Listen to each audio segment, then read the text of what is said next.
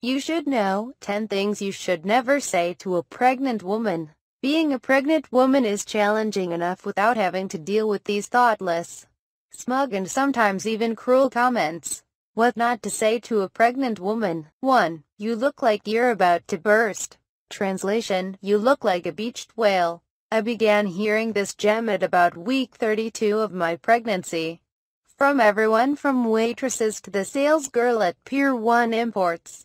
And honestly, it's the last thing a very pregnant woman needs to hear when her hormones are raging and she can no longer fit into her largest maternity clothes. So please don't say it. You wouldn't tell a stranger she looks bad if she wasn't pregnant, would you? 2. Twin boys. You're sure going to have your hands full. Translation: your kids are going to be crying, pooping, hell-raising little tears. People just love to point out the negative aspects of having twins, the hard work, the long nights, etc. I'm not sure why. All my husband and I can think about is the joy the babies will bring to our lives, the cuddles, the smiles, etc. Those rewards will far outweigh any of the inconveniences.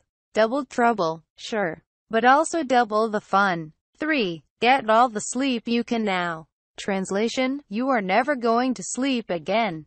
Ever. Moms-to-be are well aware of the sleepless nights in our future. We don't need you to remind us, especially if you are childless and well-rested. If you are a new parent who is simply trying to commiserate, then maybe we can talk. 4. Enjoy insert activity while you still can. Translation: you will never again have time to insert activity once the baby comes. In fact, you'll never have time to do anything. You'll simply be a shell of your former self. I happen to know plenty of parents who still watch movies, read books, and enjoy dinners at restaurants. I know many working moms with successful careers and happy children. So I'm not buying this whole idea that life suddenly ends when you have a baby. Sure, life changes a lot. Maybe I won't be going bar hopping every night. Maybe my new exercise routine will be pushing my babies around the neighborhood in their stroller. And my nights out with my husband will have to be planned instead of spontaneous. But neither of us would have it any other way. 5. You're planning to breastfeed, right? Translation: if you don't breastfeed, you will be the most horrible mother ever to walk the face of the earth. I've been bombarded with the "breast is best" message practically since the moment the plus sign appeared on my pee stick. I've also been completely shocked by how worked up people get over the whole breastfeeding issue.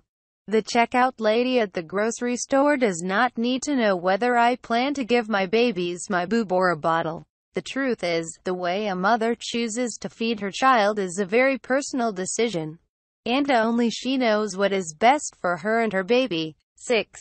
Ooh, look. You have insert pregnancy-related ailment.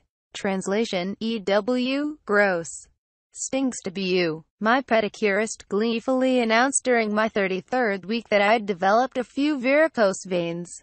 Couldn't she let me continue to live in my ignorant, can't see my legs state of bliss?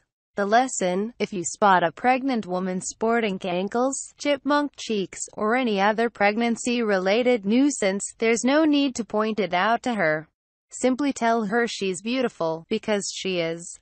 7. Wow, you sure were hungry. Translation: you just ate enough food to feed the entire army, you fat pig. A note to all food servers. Saying this to anyone, especially to a pregnant woman, is the best way to ensure that you get a lousy tip. I actually had 2 waitresses tell me this when I was only weeks away from my due date. How on earth could they think this was okay? Please bear in mind that a pregnant woman is always hungry. And that's a good thing.